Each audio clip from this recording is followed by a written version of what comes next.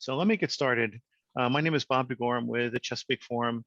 And as a part of full disclosure, Dr. Broussard and I are both Naval Academy classmates from the class of 1973. Today, we are initially joined by Nicole Leonard, who is the stroke coordinator at the Shore Medical Center, and Megan Fry, who is the lytics, I think I got this correct, the lytics consultant for Genentech. And Genentech is the manufacturer of TPA, which often is used in stroke situations. This is the second chance, it's second nature. And in this first of two sessions, Dr. Broussard is going to be talking a bit about his own personal experiences and then how he actually went through the process of recovery. We'd like to start out with Nicole and Megan talking a little bit about signs and symptoms and what to expect, once you recognize possibility of stroke. So I'm going to toss this over to Nicole first. Sure, thank you, Bob. So I think I can start by talking a little bit about the information that would happen if you have signs or symptoms of a stroke and you come to the hospital. So Megan is going to touch on BFAST and all of the symptoms that are associated with stroke or can be associated with stroke. But I just wanted to take a few minutes to talk about the importance of calling 911. So when Megan goes through to talk to you about BFAST, which I think she's showing here on the screen for you, you'll notice that one of the last letters in this algorithm is T, which stands for time. So it's very important that when you have any of those stroke symptoms, that the first thing you want to do is always call 911. And the reason for this is because stroke is a medical emergency, and there are two acute treatments available that we have that someone may be able to receive if we think that they are having a stroke. And those two treatments are IV alteplase and mechanical thrombectomy. So when we talk about ischemic stroke, it means that there's a blockage in a blood vessel in the brain. So the blood is not flowing properly, and a part of the brain is not getting the blood that it needs. So alteplase, or some people know it as TPA, is a medicine that can go in and bust up that blockage. It's sometimes referred to as a clot buster. The other option that we have is what's called mechanical thrombectomy. So this is an interventional procedure where a physician will go in and they thread a catheter up to the brain and remove that clot.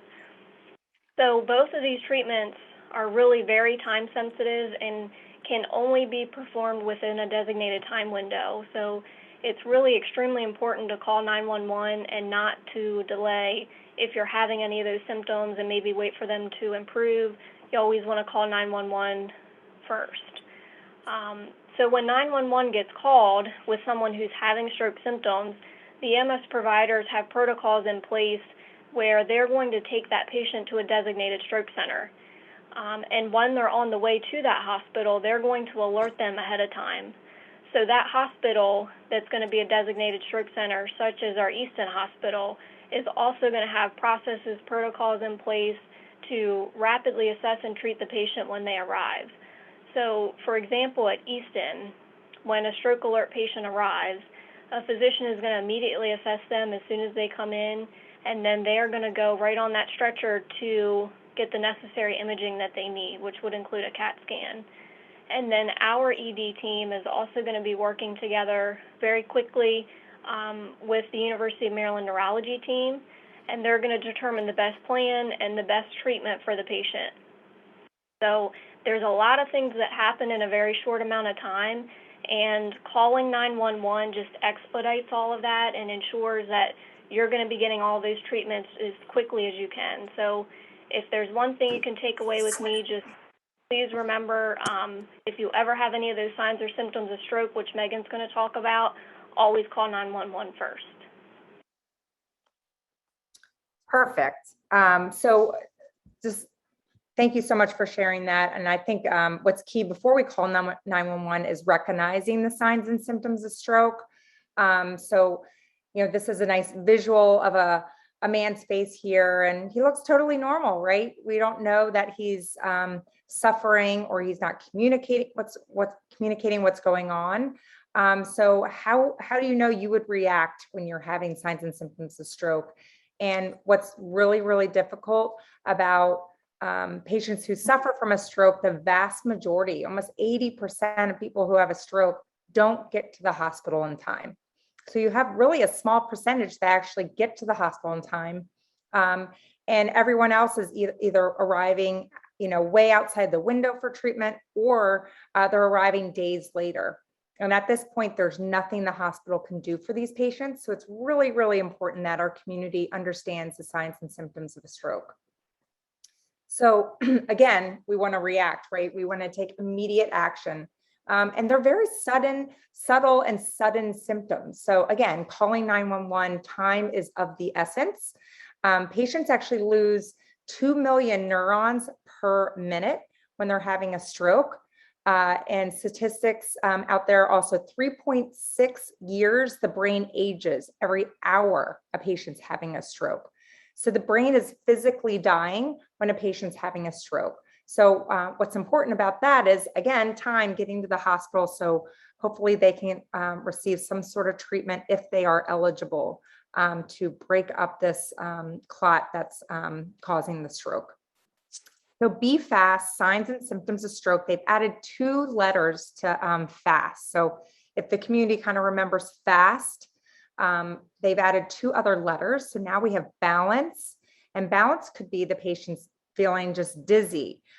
Maybe they have trouble walking, or maybe they've fallen because they can't hold themselves up from this. They get this like truncal ataxia, right? In their trunk, and then that's why they're falling. That's why they kind of maybe are walking towards their stroke. And that dizziness doesn't stop. So we think about vertigo. Patients who get vertigo can lay down and get relief. Patients who have dizziness with their stroke, it just doesn't stop even when they lay down. Vision, or eyes, E for eyes, could be a field cut. So they can't see it out of one side of their vision. Maybe they have blurry vision, or they just can't see at all. And then we certainly have face, so anything drooping in their face, maybe a severe headache. Weakness can be also not only in the arms, but also in the legs, where they experience numbness maybe on one side of their body. And then S is for speech, so trouble speaking. Sometimes for patients, we missed everything so far pretty much. so the S is for speech, so trouble speaking, or sometimes these patients actually think they're communicating perfectly fine and it's coming out as gargled speech. So that is also part of speech. And then T again is time. So these symptoms are also very subtle. So sometimes they're very sudden. So those are also some key things to keep in mind too. This is a nice slide. And this is something that's in the patient brochure that I will share as a PDF for you guys. So I love the first column is maybe the symptoms that the loved one is experiencing. And then the column on the right is maybe signs that you as the watching your loved one might be noticing. So for instance, loss of balanceness, or they're unable to, they're stumbling, unable to walk straight, but you might notice that they're wobbling around, trying to hold on to things. Maybe that vision changes, the patient's like, what's going on? I can't see, but how do you know they can't see? Maybe they're rubbing their eyes.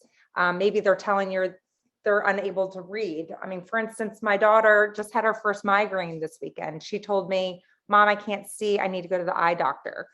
So stuff like that, it's going to be very troubling for the patient to, whatever they're going through, you might notice something different that they're seeing. So this is a great piece. Again, I'll share the PDF of this as well. And then who's at risk for a stroke? So we certainly can't prevent our age, right? We are our age that we are. We can't prevent our race or gender. These are the things we're, born with. But what we can prevent is those risk factors. So 80% of strokes are preventable. So when we think about high blood pressure, patient who has AFib, high cholesterol. If you're a smoker, you're increasing your risk of having a stroke by 53%. If you have diabetes, poor circulation, these are all things that, if we're not moving around and we're obese, these are all risk factors for patients to have a stroke. So, if you're in a lot of these categories, which I think we're hard pressed to, not raise our hand with one of these, then you're at risk for a stroke, and you should either be aware of the risk of that, and then understand the signs and symptoms, and also some of these things that we can control with medication, and we want to make sure we're compliant with that. So certainly having a stroke can be very life-changing, and we're going to hear about that next, and how that really could affect someone's life. I've heard people say they'd rather die than live with their disability. Stroke is the 5th leading cause of death in the United States, but it's the #1 disability in the United States. And again, if we think about how many patients don't get to the hospital in time, that makes sense. But what's really important is a stroke is a brain attack. Again, the brain is physically dying. We want to do something about that. So certainly getting to the hospital in time for them potentially to do something about that is really giving you an opportunity to get better from your stroke. And then I know we covered this earlier, but there are 2 types of strokes. So 87% of all strokes are going to be ischemic, and that's where there's a blockage in the artery. And that's where what we're hoping, if the patient's eligible, they would get a medication that would break up that clot and restore the blood flow and the oxygen. Hemorrhagic is when the artery is ruptured, and that's when it's bleeding outside the artery. So that is not as common, but that is another type of stroke. So again, just being stroke smart and understanding that these signs and symptoms of a stroke are an emergency. Unfortunately, stroke patients don't grab their heart or writhe around in pain because it's very quiet and very subtle. It's really important that you're experiencing any of these signs and symptoms that you call 911, because it is an emergency. Even a stroke where it's a TIA, so it's a transient ischemic stroke, that is where the patient goes back to normal. That is also an emergency. You want to go to the hospital when you have a TIA because you're at high risk of having a full-blown stroke. So it's really important you get to the hospital and you're getting that education for what's going on with you. So I will share this PDF of the brochure, the patient brochure. I'll put it in the chat for you guys. I'm just going to figure out how to do that. Thank you so much. Megan, if you could email that to me, we'll go ahead and use the registration to distribute that to everybody. Does that sound okay? Okay, good.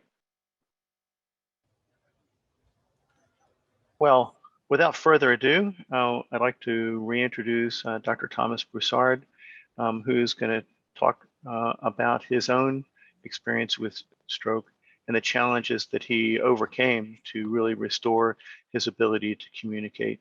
One of the things that Dr. Broussard and I talked about over time is that it's astonishing that I believe nearly 190,000 people in this country suffer with aphasia each year. There are new patients every year. So this is really something that most people are unfamiliar with. And I got to tell you, I know a little bit about medicine after being in the clinical diagnostics industry for 4 decades. And it wasn't until I started reading some of Tom's materials with our classmates that I became a bit more familiar with aphasia. So without further ado, let's welcome Dr. Thomas Broussard. Thank you, Bob. I'm going to share, and hopefully this is all going to work the way it's supposed to, and then we'll get started. All right, can you see that? Yes. All right. I think we'll have plenty of time at the end for questions, but if you have any questions, you can put them on chat or just save them as we go forward. But this is really the start of what I called a second chance at second nature. For those of you who hear what I'm saying, you think that I'm speaking properly.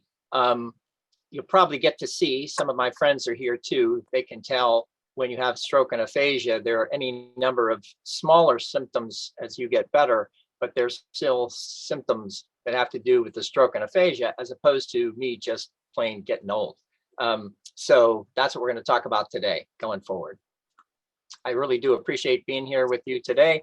And of course, I did wear this tie just because it's Maryland and crabs. Not to say that I was in the Navy and often called crabs as well. This is how it started. This is Waltham, Massachusetts. I was an associate dean at the Heller School at Brandeis University. My wife and I were walking, and I fell down on that street. I've been to Boston many times since then and took the pictures and measured things. So that's where it happened. And before I go forward, everybody is hearing okay? You can see and all okay? Bob? Transmission's good. Okay, 5 by good. 5. There you go. So the last thing I saw was staring at my shoes in the middle of the street. That's the last thing I remember, was looking at my shoes. That was it. My wife was walking ahead of me, so she didn't really see yet until she turned around. And by then I was crawling to that yellow pole and then crawling to the white pole, the rusted white pole. And she came back and she must have said, "Are you having a stroke?" But she knew I was having a stroke, because at that point I had no idea what was going on. The last thing I remember was looking at those shoes. Turning that around, that's the same pole.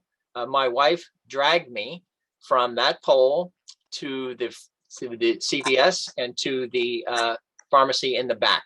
All of us know where that is. It's 310 feet. I was completely, I'll say, unconscious. There's various levels of consciousness. Clearly my body would move, but my right side, arm, leg, and couldn't see were numb, to say the least. And I was not conscious of anything. So she really did just drag me there. I ask her all the time, "How did you get me there?" She goes, "I don't know. You just sort of stumbled my way in and I just kept pushing you in that direction." So that's how we got there. She brought me to the back, and say she threw me in that chair. And that's the first time I, quote, woke up. Again, talking about the conscious level of what you are conscious of. I woke up enough to see the room around me, and people were starting to gather. I do remember, was able to tell my wife later when I was able to express that, but I could see people there, and they looked like they were watching an accident, like we all do. We're all gawking, right? If there's a car accident, we all stop and look and wonder what's going on. I also did that. My wife was able to express what I was doing, and I was also looking around as if there was an accident. I didn't realize that I was the accident, and they were just looking at me. She called 911. They got to me very, very quickly. It's about 8:30 in the evening, just outside of Boston. So they got me to Massachusetts General Hospital in an hour. So they had plenty of time, as Megan said, in terms of making sure that I was fit and ready to get that drug, TPA being the drug. And once they checked all of that, they were about to give me the drug when they were going through the paperwork and said, "Oh, let's hold on here a second. This guy was here 3 months ago with open heart surgery, quadruple bypass, and aortic valve replacement." At that point, for Boston anyway, at that hospital, their protocol was to not use TPA for 6 months. So they had a big discussion. My wife was there, not that I was listening to any of that, but I heard later that they had that discussion, talked to her, and said, "He is fit enough. He's just gone back to work like a week before from my open heart, and we think we can give him the TPA." But they did explain to my wife that if we give him the TPA and it doesn't work, he'll probably die on the table, because this is a very powerful drug. It will dissolve everything in your body, not just where you think there's a stroke from a stroke. I mean, a clot from a stroke. So I got the TPA. By then, I was, of course, still asleep from the time at the CVS until even here when they did all the tests, still unconscious. And I got the TPA, and I woke up again, I say with a vengeance, because I started screaming, making no sense whatsoever. And I started beating myself on the left side here in the Broca's area, which is where my clot was. And I started beating myself screaming, and they had to strap me down so I wouldn't hurt myself. And it took, a bit before I stopped screaming.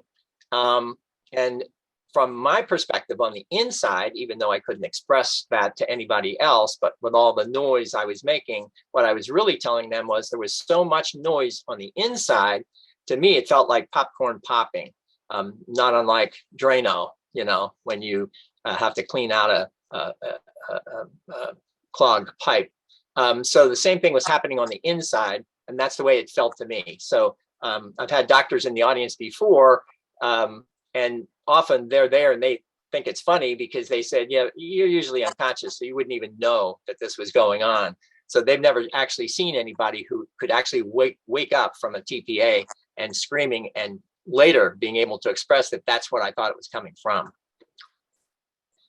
I was discharged 6 days later. They figured it would take about a month before I was stable enough to go to the local rehab hospital. And sure enough, it took about a month, which was good. I went a couple weeks without really knowing the time between one day or another. I did take pictures that later let me know that I really couldn't tell, because I took some pictures and thought it was today, and took some other pictures, thought that was tomorrow, and they were really 2 weeks apart. So it does take a long time. I say a long time, at least a month, for your brain to settle down. And I didn't even try to write anything or understand what was happening. And I certainly didn't know about this thing called aphasia. Typically, you won't really know about stroke and aphasia until you have stroke and aphasia. And that is part of what I now try to do, is help people understand even understanding a little about how the brain works. Helps you learn a lot about how the brain works if you know that little bit. But I didn't know it at the time. I was an engineer for a long time, then went into business, ran that for a long time, then went into education. And all of those tracks, I didn't know anything about how the brain really works. So it really wasn't until this that it all came together for me to understand how it really does work. So when I started with my therapist, speech therapist, I also started a diary. And again, not yet knowing that what I was writing didn't make any sense. And of course, I had been told, and then as I tried to write with my therapist, I could tell that I couldn't write, but I kept writing anyway by hand in these books. And I'll show you this. Those are the originals. It turns out to be a 500-page diary. And the first 200 pages, really, the text makes no sense at all. But I did write, I think because I was an engineer, I would write graphs and charts and metaphorical drawings that do make a lot of sense. Even you today, you would look at the images, what I was writing, you're going to go, oh, that's what Tom was thinking. You'll look at the text next to them or below them, you're going to go, I don't know what Tom was thinking. If you're a therapist and you're off having lunch with all the other therapists and you're talking about your day and your patients, and some or another will say, hey, what do you think Tom was thinking? Since I obviously couldn't express, my pictures is what I was thinking, and you'll be able to see them coming up. But this is the first entry of my diary. I'll give you time to look at that. That was it. All the words are spelled properly, except for one.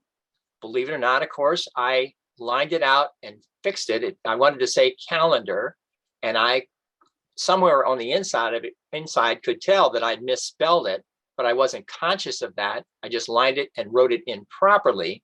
All the rest of those are written, the words are spelled properly, but they still make no sense.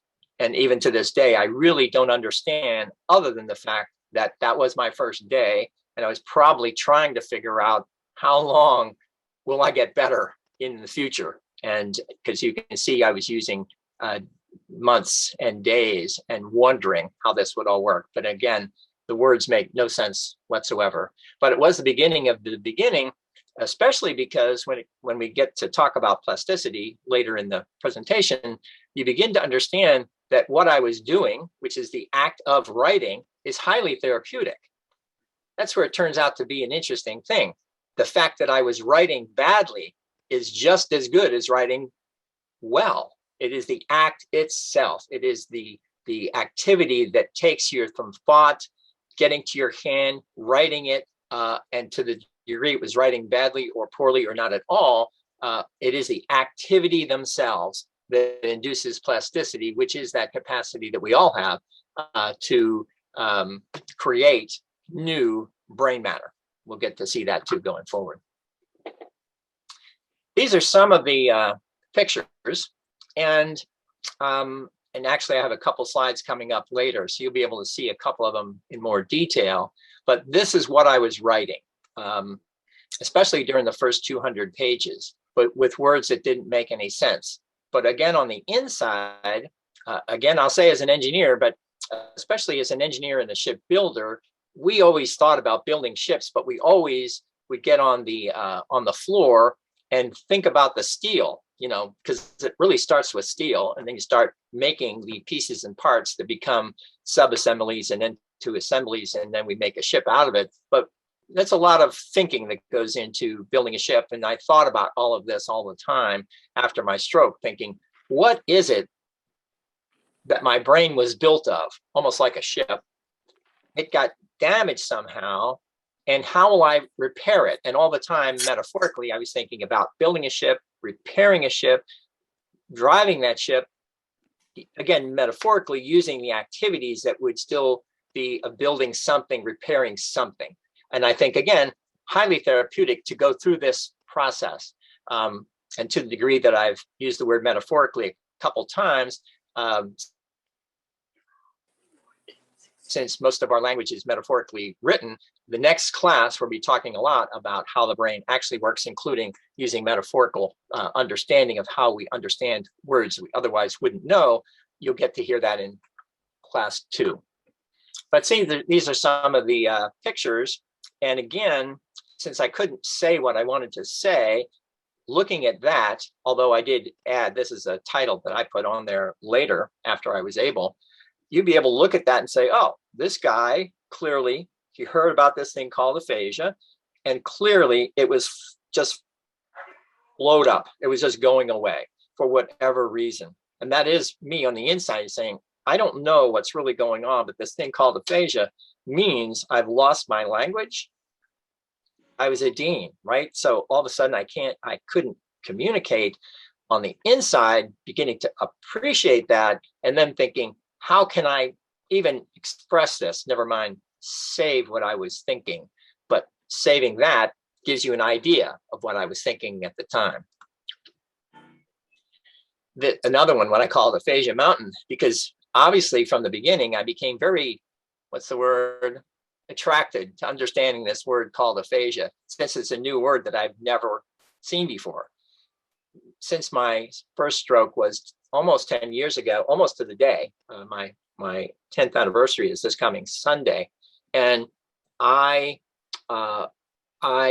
never knew what was going to happen going forward, but I wanted to understand it more at a time when I didn't understand anything. So everything I now can tell you about today all started from that day, not before. I didn't know any of this before, none of it before, zero before. This is what I've learned in the last 10 years. And in this case, with the aphasia, I had an inkling, an understanding that with words, I could see words in the quote in the distance. So I wrote that way because I could see this thing called aphasia, you know, spread across those mountains into the future, really into the distant that I could see, but that really was the future. And each of those letters, as I put them there, each of those letters would also tumble down, right, from the top to the bottom. You'll see other graphs. You won't see them here, but you'll see them if you get my first book. You can see that those letters some would fall all the way to the ground. They were more damaged, and others would sort of fetch up and they'd stop halfway down. And on the inside, I continued to inventory the 26 letters, and I could tell which ones were more damaged, which were less damaged, and wrote them as if they were on a mountain that had fallen down. And I did that repetitively throughout my diary, and came up with, which means to say came up, meaning when I continued to do that inventory, 13 of those letters were bad, 13 of those letters were good. Another whole class about how that really worked. But this is what I was thinking at the time when I couldn't otherwise express it to others. In this particular one, as I became more aware that I could understand individual words, sometimes the words had too many syllables, right? So they were more difficult for me to understand or express or anything. But I began to see that given the individual words, which I could see, if you put them together, like in a sentence or a paragraph or an article or a book, I could, quote, could not read them. And that too is the beginning of me understanding that how is it that I could read words, but I couldn't read a sentence, given that it isn't the words themselves that are causing me this problem. And that's when I wrote this. And I always say I wrote this, meaning I wrote those train boxes, and you can see there's no coupling between them. Even if it was a child's play, I could put a coupling there if I wanted to. I wrote those arrows indicating to me that the couplings were gone. So somehow I had to figure this out, that I could see words. I couldn't say a sentence, but I could still see the individual words. Why is that? There had to be the couplings were missing. The tissue connectivity were missing. Yet those words you see there, cloak, believe, want, to book, to curious, serious, in the chemistry, in brain. That's what I was trying to say. That's what I meant from the pictures. My wife and I both worked at Brandeis University, and she was home with me for the first 2 weeks, and then she had to go back to work, of course, and I was getting better, and she said, you need to go walk because of my therapeutic walking anyway, because of my heart, and just don't get lost. Literally, she did that. Don't get lost, and bring everything with you in case you need to call me. And for those of you who are going to wonder how it is that, because our kids were all older and they were all gone, and she had to go to work, that leaves a person with stroke and aphasia, and it always depends on where the stroke is in your brain, how it affects you, the severity, all these kinds of issues. But often being lost is an issue. So she would say, and then being motivated is an issue. So when it came time to go, literally my wife said, okay, Tom, I don't know how you're going to get better. And I'm sort of making this up, but I know that this is the way my wife did it, because even today she would do that. She's upstairs. I could bring her down here. She would say, here's what we have to do. I don't really know what happened to you or how this is going to work, but I have to go work. She said, it is your job now to get better. I don't know what that means, but it is you. You have to get better, and you have to figure this out. So do it. That's your job. And really, I really thought, okay, this really is my job. Whatever that job might be, this is my job. And literally, I had just finished my PhD, my degree, just 5 years before. I got a late in life research PhD when I was 54. And that required me to work a lot, 100 hours a week between my work and school. And I really thought, okay, this is my new job, is to get a new PhD in whatever that would turn out to be, of recovery, as it were. And reading all of these signs, walking on the street. So I was walking therapeutically, but reading turns out to be therapeutically about my brain, because I could see the individual words, could read some of them, And then others, you'll see on the next slide, I could not read. And that's began again to figure out why it was the way it was. Because I started taking pictures too. It wasn't enough. It turns out that part of my habit, and habit is a big thing. You'll see that in class 2 too. Habit is huge in terms of the way you build your brain and who you are over years and years and years and decades that has let you build the nerves in your body and in your brain so that it works to your benefit. And it was always my habit to keep track of my life. So I'm the admin for our family. I mean, I keep everything together that way. It was just my habit to do. So I started taking pictures, and because I couldn't read that sign right there, that's a church outside of Waltham, and it starts, "This land that unites." And I couldn't read that, but I was standing on the sidewalk, and I would say to myself, often out loud, "This land that unites," but I couldn't understand what that was. So I took pictures and I bring it to my wife and say, "Tell me what this is. Say it for me out loud." And she would say, "This land that unites." I go, I don't understand how that could be, because it turns out when I started with my own experiments, blocking these words. So I would make sure that I couldn't see anything but this, that one word, this. I could understand this. So I ended up what I call blocking words, and then I could see the land. I could see that. I could see unite, although I really couldn't pronounce it. But when I blocked them and could see one, I could understand it. Put them together, I couldn't. And that, again, alerted me that, okay, this is how you're going to get better going forward, because you just have to keep working on those words and let the rest of your body take charge of rebuilding the obviously fractured syntax and grammar that was lost as a result of the stroke. In this particular case, that particular church, I would really walk by there almost every day, and I would be looking at it. It's a big thing. And I would be like this, talking to myself, why is this happening? You know, wondering why? And people would coming and going, you know, it's Boston, you know, a lot of people outside of Boston. And I would get out of the way, people go by, and I come back, look. And I began to figure out, oh, you know, they might think I'm just a little bit crazy. But then I finally looked over here, and there's a police station across the street and a cop car outside watching me. I said, oh, at this point, I'm going to stop doing this, because I really do think that I'm just a little bit crazy.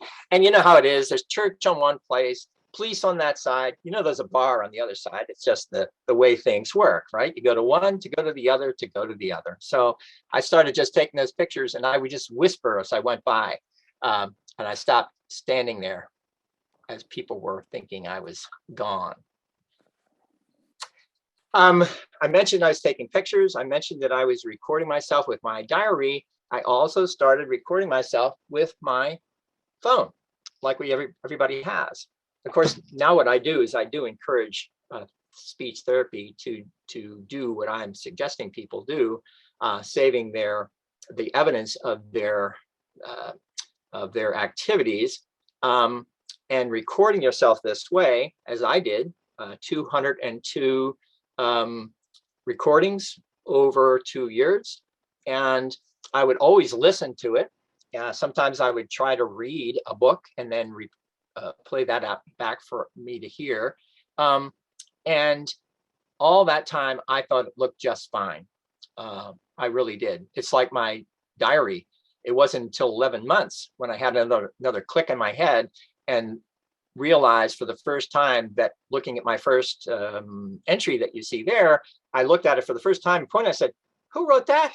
It's awful. 11 months I've been reading this thinking it looked fine. And I wrote, that ends with book 1, I wrote 15 more pages, and I said, for the world to see, because I saw awareness coming, unawareness leaving, and I wrote it as fast as I could. And I said, if I don't write this down now, I will forget it, and nobody will know what I have seen and gone through.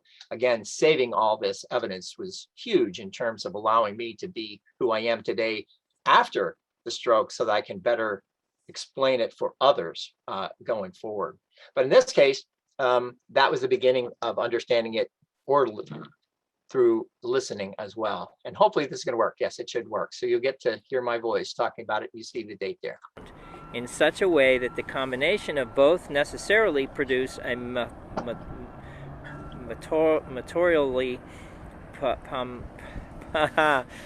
materially compatibly of units. Shit. Thought, characteristic by nature, is made precisely by this process of sedimentation. And what happens is neither a sign formation of thoughts into matter, nor a foundation of signs into ideas. Now, what's missing, I have other presentations where there's another slide that gets to see exactly what the words were in that particular book. And most of those words there, you would never know what it was I was really trying to say. But there are other components there that you can say that is another part of recovery, another class where you can see these 1 or 2 or 3 words together. It's like, by this process. That's something all of us would know, by this process. What happens is, those kinds of things are part of our language habit. In such a way, we remember how to use that. But then I ran into other words with which I had a hard time, couldn't come up with them, and couldn't come up with how to pronounce them at all. In such we'll end up talking about plasticity a little bit here, a lot more in the next class. But plasticity is this ability that we all have to grow new brain matter. It converts thought and cognitive activities into brain matter. It is not at all unlike photosynthesis, which converts light into green leaves. Metaphorically, we convert thought and cognitive activities into neuromatter, brain matter. And this happens to be a video of what your thoughts look like. And that is how we learn anything, because every single thing we do, if you're remembering anything about today, it is because the brain has already, while we are talking, is building new dendrites and synapses. I'll go back a little and say, as the person said, we lose millions of cells a minute. They're gone. They're never coming back. And when the cells leave, they also take with them the associated dendrites, metaphorically the branches, and synapses, the leaves, and they're gone too, right? So the interesting thing is the remaining cells, that's really one of the key words to how people get better. The remaining cells have that capacity to grow new branches and leaves, new dendrites and synapses. It does have that. And to the degree that everything that left with me with my stroke, that meant all of what I couldn't do before had to be rewired, as people say that all the time, rewired, because it had to grow additional dendrites and synapses, including the fiber of the brain. In my case, and I don't have that slide here, but it gives you about between 500 and 1,000 miles of fiber gone. When you think of miles in your brain, you think, no, that can't be, because it's right here. How could it be 500 miles? Well, we have such small things that are all wired together.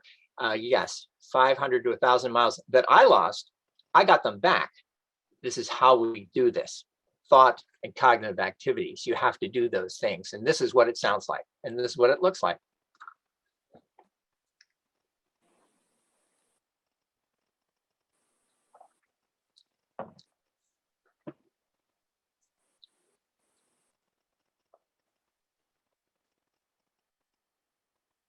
Now I'm going to do it twice, because now you see, oh, you can see they're always in motion. But even in motion, you start to see them, even they go up and down, up and down, up and down, but they're going up more than down. And then some of these dendrites are going off the screen, but they start to come back further away. obviously coming to make more connectivity. So this is all part of how the system works. So we'll do that again. You can focus on one or the other of these appendages and you get to see, oh, they're all moving in a certain direction.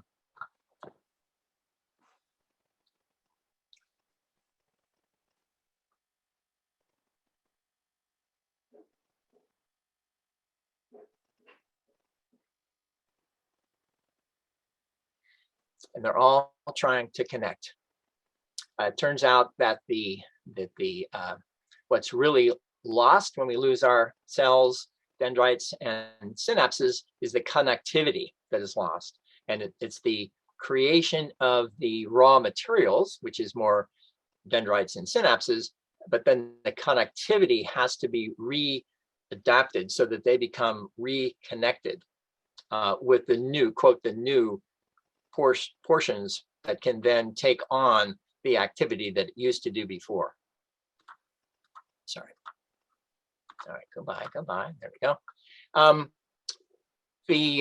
Over the years, as I got better, I really started to realize that, well, no, I'll go back a little bit. I was making a presentation in Virginia several years ago. Somebody in the audience came up after me and she said, listen, do you still have your tapes? Because I told them about had saved my voice memos. And she said, yes. And she said, well, can we have them? She said, as far as she knows, now maybe it's happened before, but as far as she knew, nobody's ever had it that somebody happened to record their voice, never mind kept the diary, when they are still unable or nobody told them, record your voice for 2 years. So I said, sure. And starting 3 years ago, it took us time to get everything over to UVA in Charlottesville and got all my tapes over there. We got rid of some of them because they were more personal, just because it was the family doing one thing or another. But I think she has 175 tapes because what they were doing then, what they are now doing now, was using this information so that students in the speech classes can study. It's almost like a cadaver, except I'm still alive. But they get to explore what the body looks like, or in this case, the evidence of my body back then, and understand what my sound looked like, what my speech looked like. So we did the IRB 2 years ago. It got approved a year and a half ago. They had to do a whole bunch of additional data work to be ready. And now it is in the classroom for now forever that these classes and these students, when the time comes for their thesis, among the many choices they now have is to also pick any number of these different recordings and then study them and have a new perspective, but a new way of understanding how I was or wasn't doing what I was or wasn't doing on purpose or by accident and so on. So this is the first time. It just came out a month or two ago. This is the thesis for one of the students, and she's going to create an article, and I'll be one of the co-authors for this article about all of this. But this is what she did as you are reading that. The interesting thing is that, and again, when we go all the way back to when I talked about the severity, clearly this, whatever my baseline was, clearly I was moving in a positive direction based on what she had done her study. As it says there, this figure highlights the overall sentiment, that was what they were studying, trends from my voice memos. Positive sentiment increased with time post-stroke. And you can actually see I went from the 75 to, Oh, yes, yes. Yeah. Okay, have fun. Oh, I thought something I said. But you can see from that graph how from that student has done a nice job in terms of the last, for those 11, 12 months, what my my speaking was doing in terms of, quote, getting better. That just came out, The conventional therapy. Question? Yeah, Bob? So go back to the last slide. Previous, yep. Oops, there we go. So was this a function of your recovery, or was this a function of your ability to actually make positive statements? Does that make sense? There's what she was talking about. So they were using a software app in customer service. So you see there, it says primarily used by customer service or marketing industries. So they were actually using that app, listening to their customers, and then using this positive, negative, neutral, negative sentiment about how they referred to their experience at their hospital or the cruise trip or whatever it might have been, so that they could get an idea of how that individual who was using their services liked it or didn't like it. So they were using that app, that software, and then they were using that to then, as they say, counting all of the words, non-words, filler words, synaptic categories at the beginning, and then using them, in the beginning, and then every month for 12 months, all the way through, so that they could see what I was speaking more positively, which means, from their perspective, more correctly of what I was trying to say. But they use that particular software, so that they're going to now work on how they can use that to a better effect for them going forward. But they use this sentiment was really the factor. So it wasn't my last formal therapy ended at 4 months. So all the rest of this was just, I'll say, naturally, accidentally, how my body was working in terms of, quote, getting better, without anybody saying, oh, you are getting better, or Tom, you should do these things and you will get better. Question?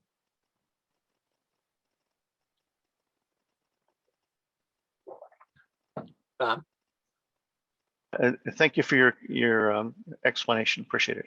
Thanks. Oh, okay. So conventional therapy, in my particular case, and I had good insurance, I got 30 sessions. Some of my friends with stroke and aphasia got eight sessions, a dozen, 16. I got 30 sessions, which is, quote, good. Again, I didn't realize it at the time that it was 30 sessions, 30 minutes each. That was 15 hours of formal conventional therapy, 15 hours, spread out over about 4 months. If you were to sort of think about that and realize that this is a journey for the rest of your life, if you have stroke and aphasia, it really is a lifelong journey.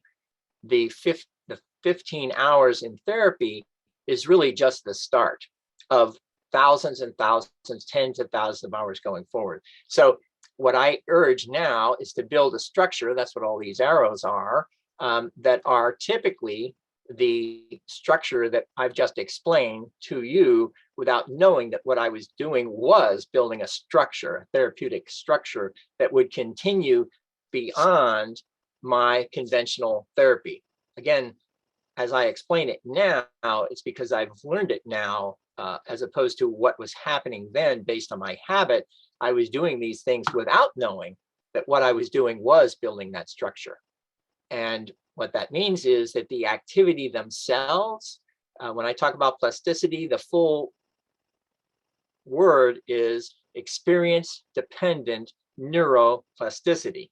So when we talk about plasticity, it's really experience-dependent neuroplasticity. So you have to have experience that induces plasticity. So you have to do these activities, no matter what the modality might be, of reading, writing, speaking, taking pictures, things like this.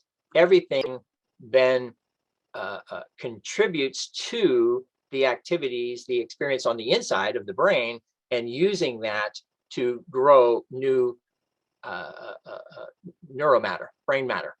The more you do it, the more you get more of. The less you do it in terms of those activities, because it's the activities themselves that induce plasticity, the more or less, depending on the outside component of that. My next class will also talk a lot more about that too.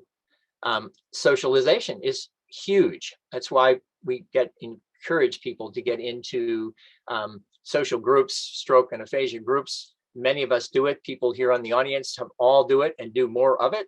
And the more you do it, and as people think, oh, you're fine, forget about this. No, this is very, very helpful. If you want to learn anything, you continue to do what you used to do and continue to do it as long as you would like. Writing, very helpful. Reading, very helpful. Everything here becomes what I now call this structure. All of what I was doing was not something I would have been told. I was not told to do any of these things.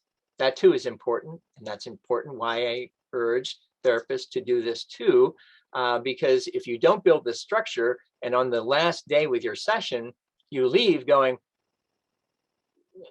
okay, what do I do next? We say, well, there are some things you can do. You can go to the National Aphasia Association. There's lots of groups there. Get connected with them. But unless you have something in your hand, a plan of some kind, people will still leave and go, I really don't know what I'm going to do next. When what you really need is those 15 precious hours you have with your therapist is the time to figure out what the map is going to look like for the rest of your journey, of which yours is just the sprint. So that's building that structure while still with conventional therapy, beginning to understand the repetition intensive component of how the brain works all the time.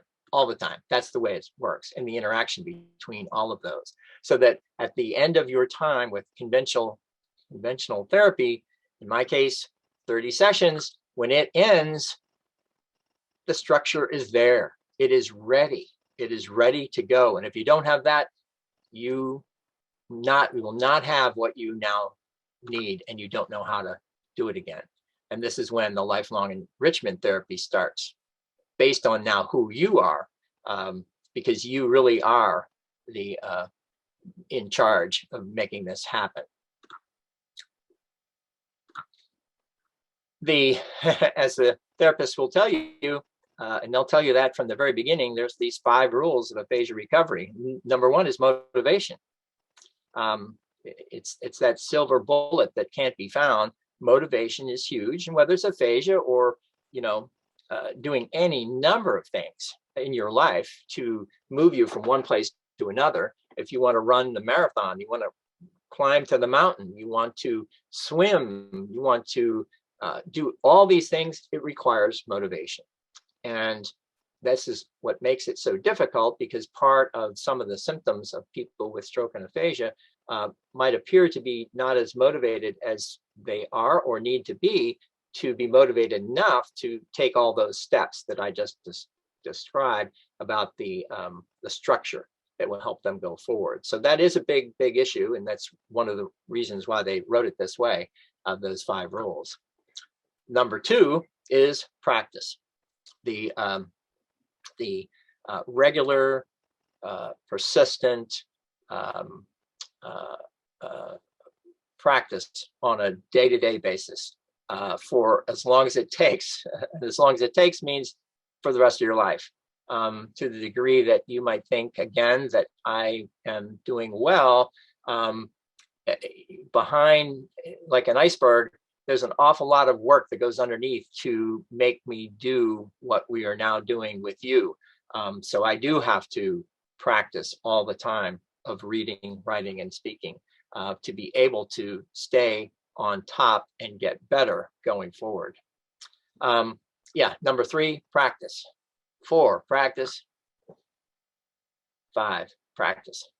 Not to say that that's sort of the end, but yeah, you're getting darn close to it. Motivation and practice. And yes, has all kinds of legs to make all this work, but you really need to do these kinds of, all these activities. The Another thing I realized over the years is that when it comes to plasticity, the brain uses it whether you're had a stroke or not. When you're just learning something, and you just want to learn something, right? You want to take a test, you want to learn a new language, you want to take a new skill. It means plasticity and understanding how plasticity, quote, works to make the goal that you have in mind. So as I say here, learning how the brain works helps understand the process of education and learning. Again, it's very helpful to understand about stroke and aphasia. Very important. It's this sort of this bridge I'm trying to create, is so that the people, I'll say on the outside, in that other bubble, the bubble being that there's a bubble here, people with stroke and aphasia, and then there's everybody else, trying to help people understand that using people like me and all my friends about how the brain and plasticity work, using that as a good model, but using plasticity as the process of understanding how education and learning works for everybody. So that would also be very important in the educational world. So trying to make that bridge over there. I say here, therapy is learning and learning is therapy. They really are the same thing. They use the same processes. I think with therapy with stroke and aphasia are more learned. I'd say the speech language pathology people are more understanding because they've learned more about the brain than a normal teacher would do with their students. And as a result, they can understand it and realize that therapy and learning really are the same thing, because the therapy people are using the same principles of neuroplasticity. They, no matter who they are, use those same 10 principles. And again, what I'm trying to do with my work is helping the wider public understand about aphasia, not for its own purpose entirely, but as a precursor to understanding how plasticity and learning work in the educational world going forward. When I think about it, because I had my PhD obviously late in life, so literally, 5 years before my stroke, as a PhD person, full-time in Waltham, and not having any idea of how, because I had issues, I wasn't really all that good with calculus, and I don't know how many classes I took in calculus. If I knew more then what I now know about how the brain works, I would have made some other decisions about how I could work on my math better and statistics better than I would have after my stroke than before. And as I say here, plasticity is the foundation of all learning. There isn't, I said it before earlier in the presentation, everything we do, and I mean the tiniest little mote of emotion, feeling, understanding as you were talking, is building a foundation on a minute time as you are having this conversation, learning something new, and it continues to build more brain matter in the process of what we are doing here today. So plasticity really is the foundation of all learning.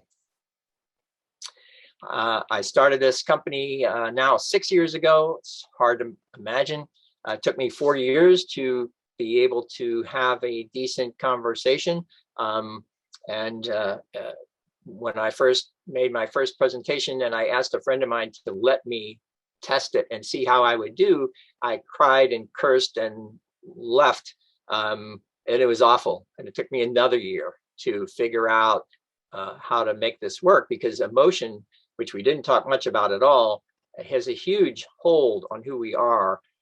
So that too can seriously affect who you are for the first responders and the outside world to understand that you aren't drunk, you are terrified, and it isn't because there's something else other than the fact that your poor brain is damaged, and all you can do is express things badly such that they think, oh, well, you are drunk, and they're not gonna realize that you had aphasia. So we have, you'll see it in my next class too, we have all kinds of information, visor boards, cards, so that if you, like happened with me, if you are petrified and don't know what to do, you'll hand up a card and say, please read this, and it'll explain.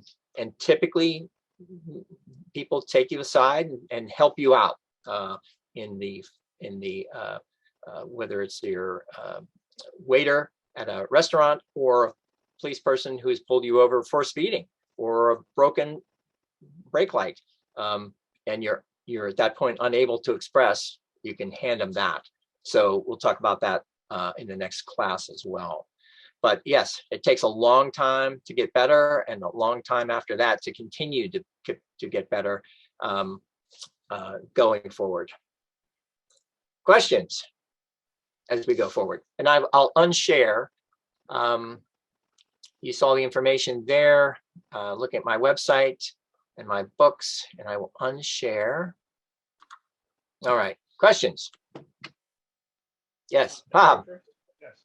So this all sounds like a very serious and complex process. Here we go. I had to bring down my boom mic. So this sounds like an incredibly complex and serious process, but a little humor first. Yes.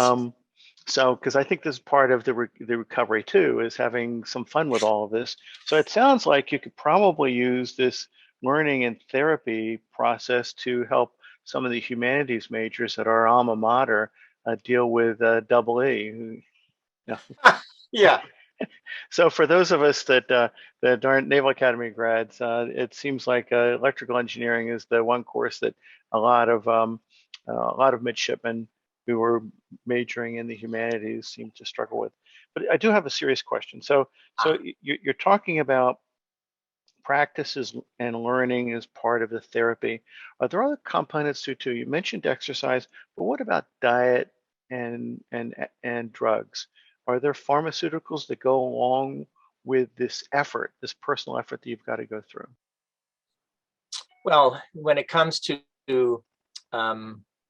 making sure you don't have a stroke, nutrition is a big component of it, of course. I would have had a slide not unlike what Megan had about those are the reasons that will keep you from having a stroke. Nutrition is on the list. There's lots of things on the list that are all, for the most part, preventable. They all have lifestyle issues, including smoking, obesity, high blood pressure, high cholesterol, those kinds of things that all have an impact based on what we eat and what other things we put into us. So now what's your question though? Is it preventing it or now after you have it? I think after the stroke, there seems to be a continuum of stuff between exercise, between the effort, this plasticity effort. Are your therapists or your physicians telling you need to watch your diet? Are there other drugs that provide increased brain function, those kinds of things? The exercise and nutrition, yes, you'll typically end up seeing a nutritionist a nurse, so you can better understand, again, how to forestall any additional strokes, but also to keep you healthy going forward. And exercise is huge. Even walking is huge. There are articles being read, and I've been using it, where cognitive activities and walking put together. It's good to have one, it's good to have the other. Wire the two of them together. That is the best. They'll actually tell you that's the best. So thinking, yeah, as opposed to chewing gum, but actually putting those two together is very important, and it contributes to a huge component of the proteins that are induced by those two activities. And we're talking 30-40% of them as a result of those two things coming together to create the plasticity proteins. When it comes to the drugs And some of I just watched a presentation yesterday about drug-related things, like the kinds you can get from what they call say that word for me. There's one of the things you can get at CVS that'll help sharpen your brain. I forget. Yes. Yeah, something like that. I think Megan and others can refer to that. I think that there are some things that can help you, others that are just not so much. So I don't really know much about that other than continuing to put in what's good and not put in what's bad. Tom, was that over-the-counter medication Prevagen? I think that's the one. Yes, I think that's the one that I've heard of before. And obviously it does help with somebody. So Liz, you've got a question there. Liz might be. Yep, no, I'm not muted. I honestly did not know that you yourself had to practice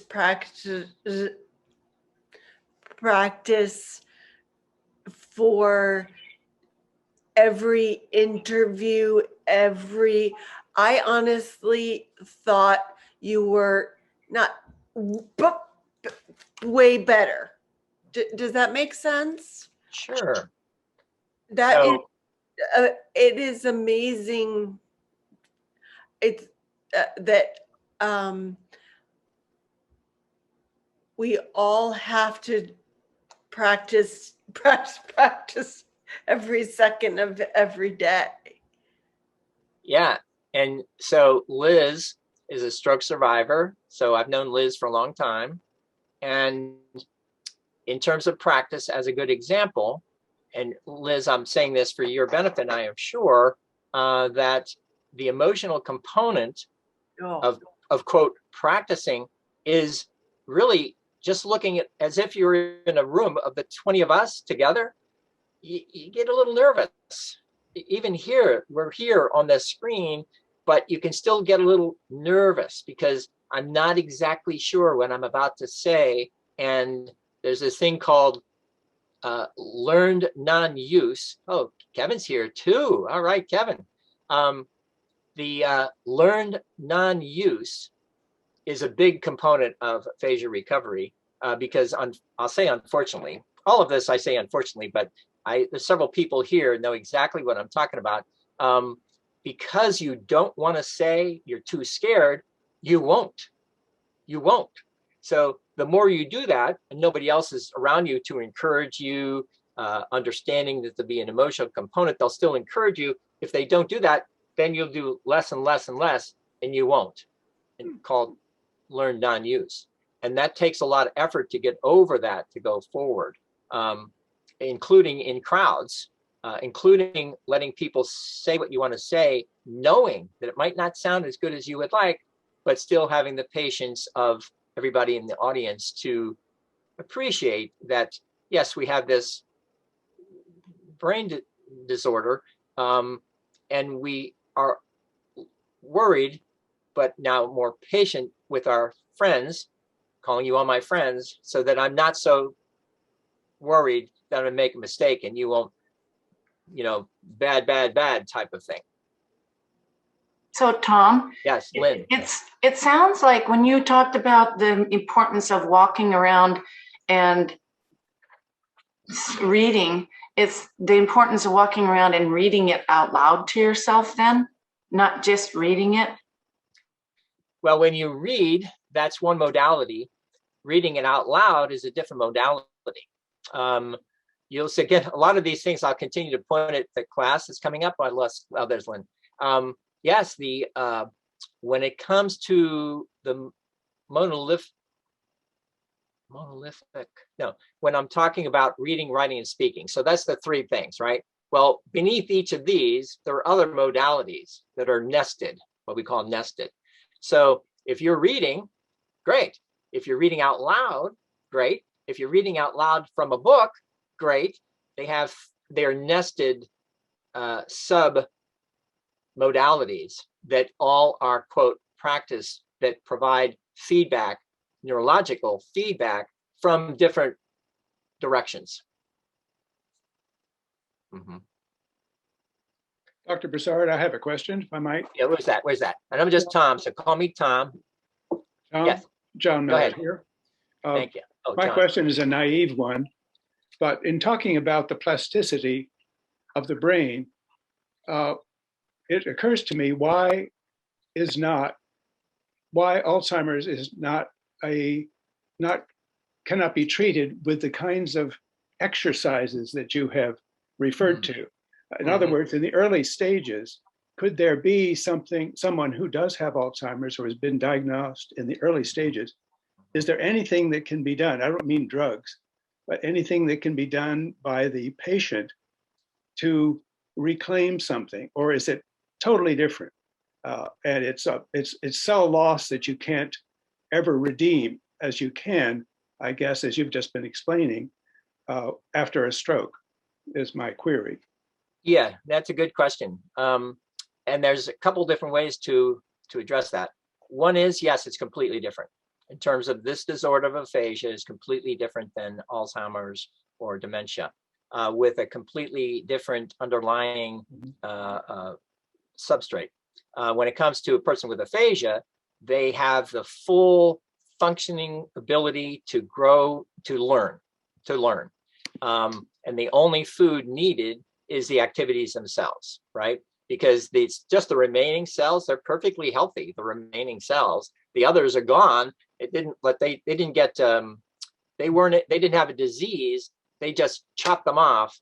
So that's quite an acquired disorder. So now you just have these really good cells, and as long as you did what you used to do and you do them again, there's this terrible continuum of people who are terribly damaged. But I have some friends of mine who are mute, but I've known them now for a couple of years and they're no longer mute. So yeah, so that's one thing for John. Where's John? I lost him again. So John, wherever you are, oh, there you are. So then it shifts around, you know what I mean, on the TV. So that's one thing. Your cells are good, they're ready to go. On the aphasia side of things, since it's a neurodegenerative disease, you're actually losing the capacity to be the cells that it really wants to be, because it is unfortunately destroying the fatty tissue around those cells that allows the passages to move quicker between them all. Unfortunately, they're destroying them as part of that.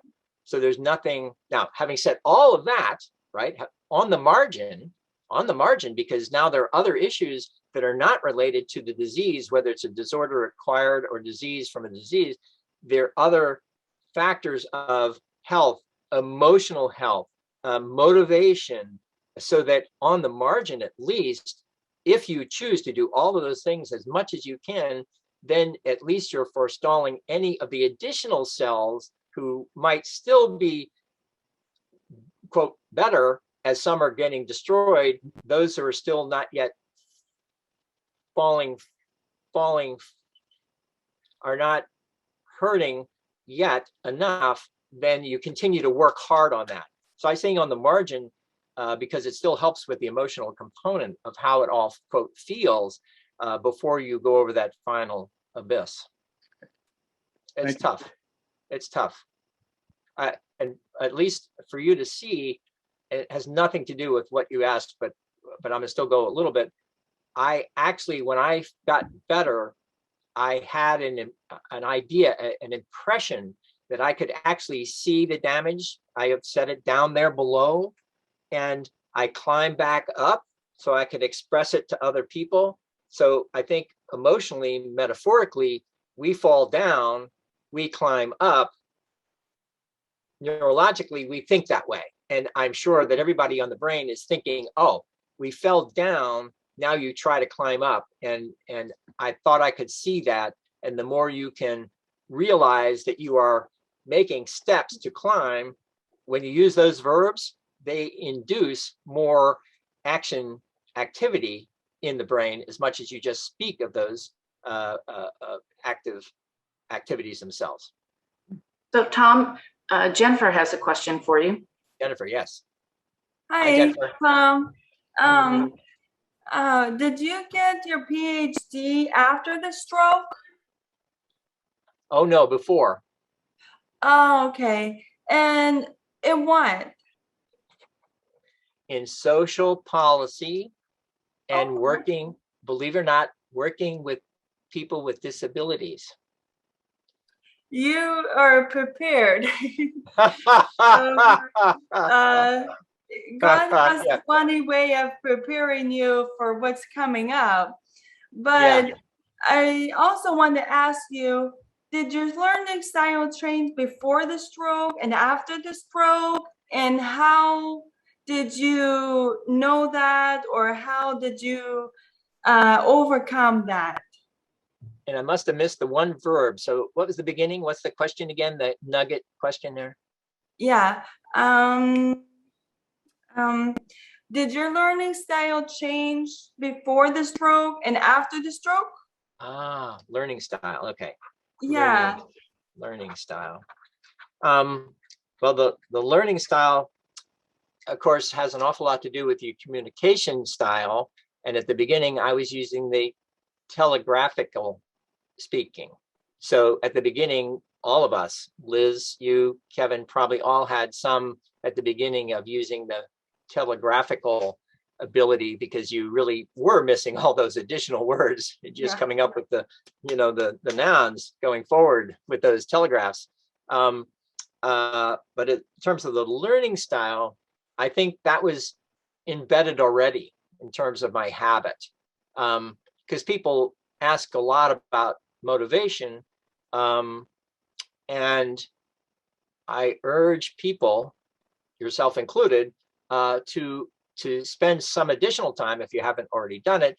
I did that for 20, 30 years before my stroke, realizing that if I could study my history with my parents, basically the people before me, so I could learn how I learned who I am today, right? Looking for the headwaters, the seed bed of what my parents had induced me with, who'd given me, right? Who infected me in a good way, right? So I went looking, and I found who I am here today, 50, 60, 70 years later, what came as a result of that. But I had to study that and understand it, and then motivate it and articulate it in a way that I could go, oh, that's how I got better, to get better now because of my stroke, right? So it's not like somebody says, hey, Tom, figure this out.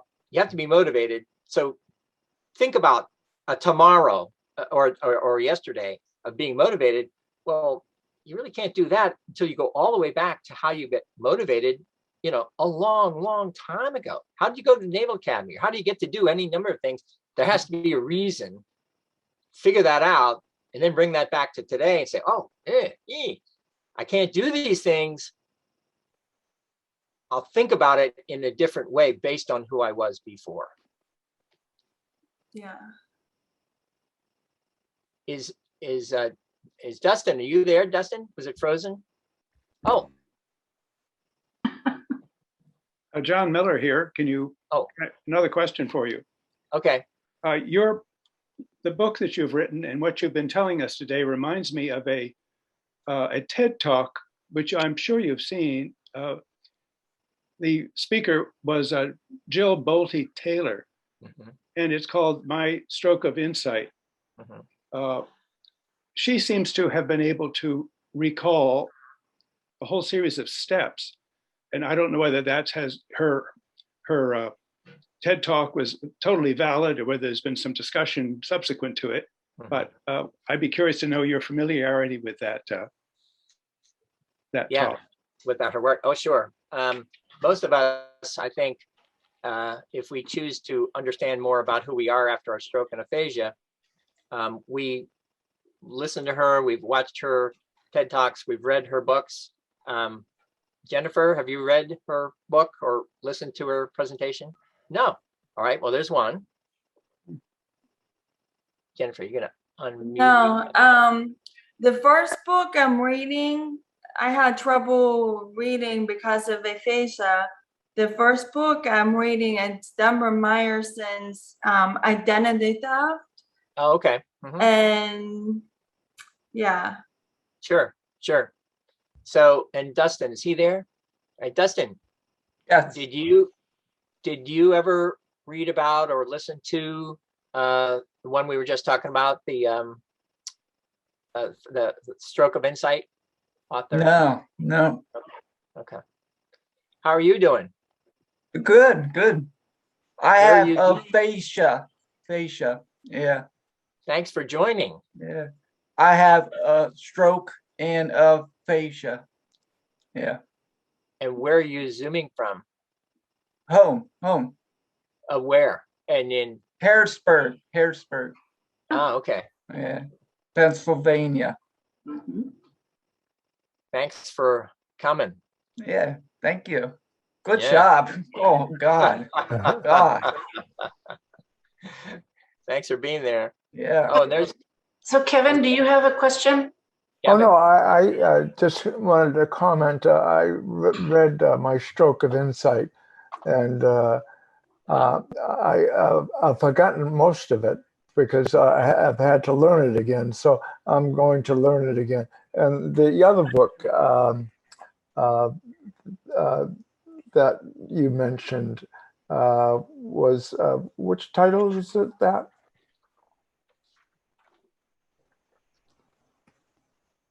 Oh, identity theft. Yeah. The Identity Theft, yes. I'm looking forward to reading that Mhm. again. Yeah. So I have a question for Megan. And I'm wondering if when we talk about this signs of strokes with our loved ones and with ourselves, are those signs the same whether you're a man or a woman? Yes, Yeah, okay. it does not discriminate. Too bad. And- Okay. Thank you. But I don't want to generalize, but when we think about men and women, I don't know if Nicole has more stats on this, but a lot of times men don't always advocate for their health. And I've had personal experience for hearing just men that have just gone and taken a nap and not done anything and been more proactive about it, thinking it will go away. I don't know if you see that more, Nicole, but I think in general, like women tend to advocate a little bit more for their health, and men, especially with subtle signs, they think like, you know what, I'm going to be fine tomorrow and not do anything about it. Right.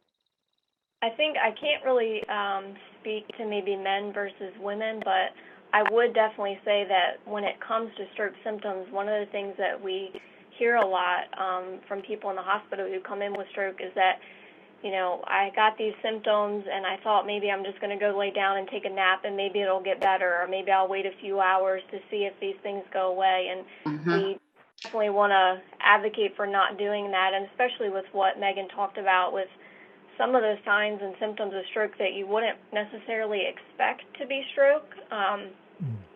They added the B and the E to BFAS, so dizziness and balance trouble is not something that a lot of people may associate with stroke. Like it could be dizzy, or it could be vertigo, or somebody that has, it's hot outside and you've been outside in the heat all day, you may associate it with that. The same thing with vision changes. So I think those are really important, and just remembering those things and knowing, don't hesitate or go lay down. Make sure you always call 911 right away. Do you normally see multiple symptoms at once? So sometimes, I think somebody said every stroke is different, and that couldn't be more true. I don't think, no symptoms are going to be the same. We do typically see where someone may have more than one symptom, but there definitely are cases where someone may have some numbness, or they may just have dizziness. So we can see that as well. Yeah.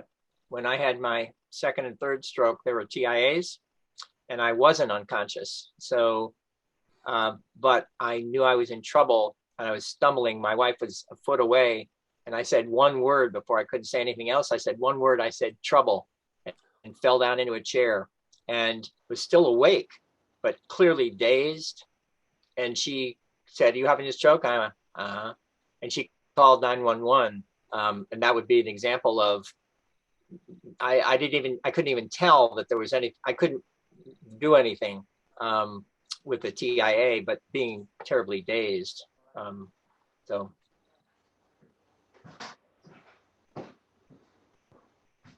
Are there any other questions? Well, thank you very much to everybody for coming. So Tom, thank you. Before we leave, I want to let everyone know that you notice that we're recording. Usually the YouTube recording link is ready by tomorrow morning. So it'll be sent out to everyone, even though you were here on the live Zoom. And Tom, I wonder if you could give us a brief idea of what we will be talking about next session.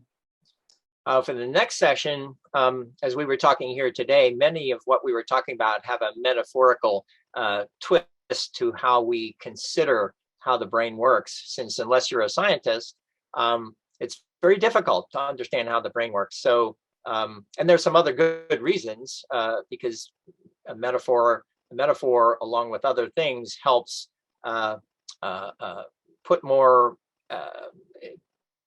provide some of the activity that is helpful in terms of inducing plasticity. But in this particular case, the metaphors also provide you with more of the language that you can better understand how brain changes and learning happens if you can explain it other than through the scientist's lens. So yes, we'll be talking about that. We will also, I'm sorry, we're also going to talk about a couple of slides about the National Aphasia Association and what we do. I'm a vice president for that organization, and we'll talk about that next week as well. Well, thank you so much. It's been very helpful. Excellent. And I'm sure we've all learned from this. Thank you, Lynn. Thank you very much. Thanks, everybody. Nice to see See you everybody. next week. See you next week. Thank you. Thank Bye you. now. Bye. Bye. Bye, guys.